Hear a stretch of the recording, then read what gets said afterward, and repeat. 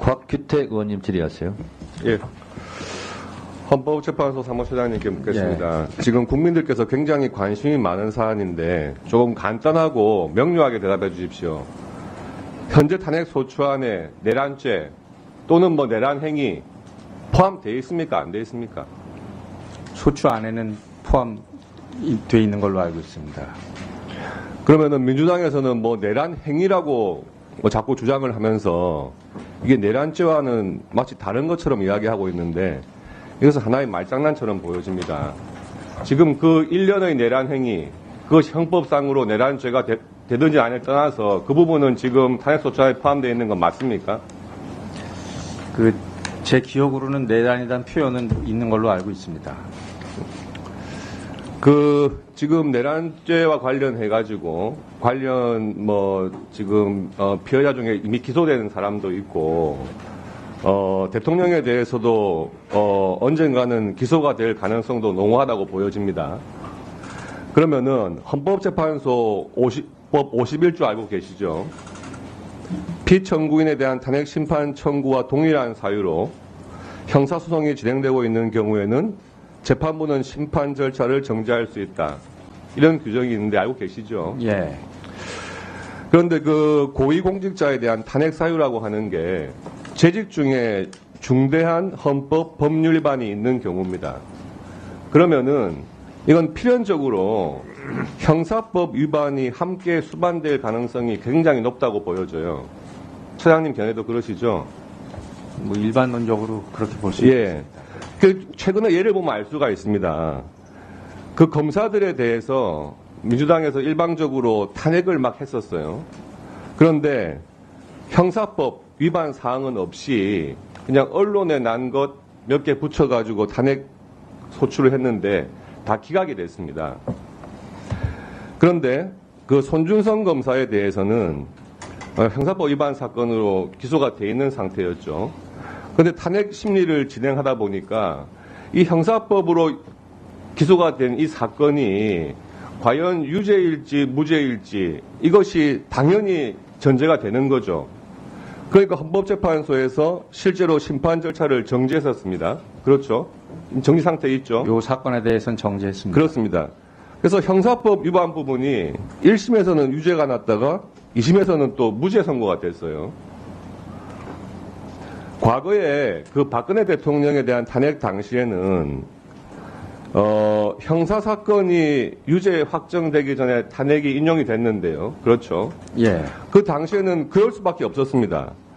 대통령으로서 내란 외환죄가 아니면은 기소가 될 수가 없는 상황이기 때문에 유죄 판결이 나기 전에 그 기소가 될 수가 없는 상황이니까 탄핵으로 먼저 인용을 했던 거죠. 근데 지금은 이 사안 자체가 내란죄로 기소될 것이 거의 확실해 보이고 그렇다면 동일한 내용, 동일한 사유로 탄핵 심판이 진행되고 있는 겁니다. 정확하게 헌법재판소법 51조에 해당되는 사항이에요. 법원행정처장님. 예. 내란죄에 대해서 유죄, 무죄 확정은 대법원까지 가야 되는 거죠. 그렇습니다. 헌법재판소에서 결정할 수가 없는 겁니다.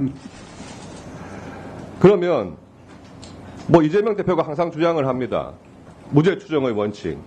그건 당연히 형사법의 최고의 원칙이죠. 그렇습니다.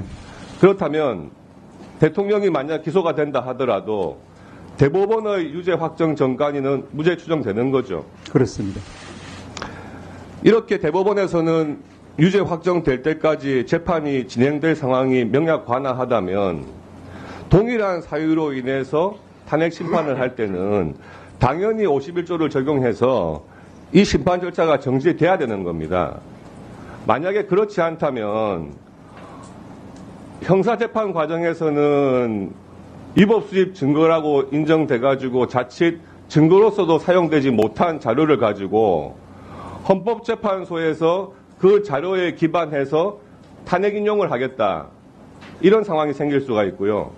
또 극단적으로 본다 그러면 탄핵 인용을 먼저 했는데 대법원에서 무죄 확정이 됐다.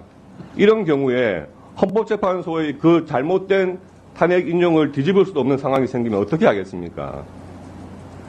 이런 부분에 있어서 이런 혼란과 부조리를 방지하기 위해서 헌법재판소법 51조가 있는 겁니다. 그런데 민주당에서 지금 탄핵소추 대리인단이 보니까 이 51조를 적용해가지고 심판 절차를 정지할 수 있는 가능성이 굉장히 농후하다고 판단을 한 거예요. 그러니까 내란 죄는 아니고 내란 행위로만 판단해 주십시오. 뭐 헌법적인 위반인지 형법적인 위반인지 그거를 구분해가지고 뭐 심리를 해달라 이러는데 동일한 사유를 가지고 그렇게 구분할 수가 없는 거죠. 그래서 저는 헌법재판소에서 이렇게 중차대한 사유를 가지고 탄핵 심판을 서두를 것이 아니고 기소가 된 다음에 대법원에서 유죄 확정될 때까지는 이 동일한 사유로 형사소송이 진행되고 있는 상황이기 때문에 이 심판 절차는 당연히 정지를 하는 것이 맞다. 그것이 추후에 대법원과 헌법재판소의 모순된 결론을 방지도 할 수 있다. 이렇게 보는데 헌법재판소 사무처장은 의견 어떻습니까? 그 부분 포함해서 재판부에서 판단하실 걸로 알고 있습니다.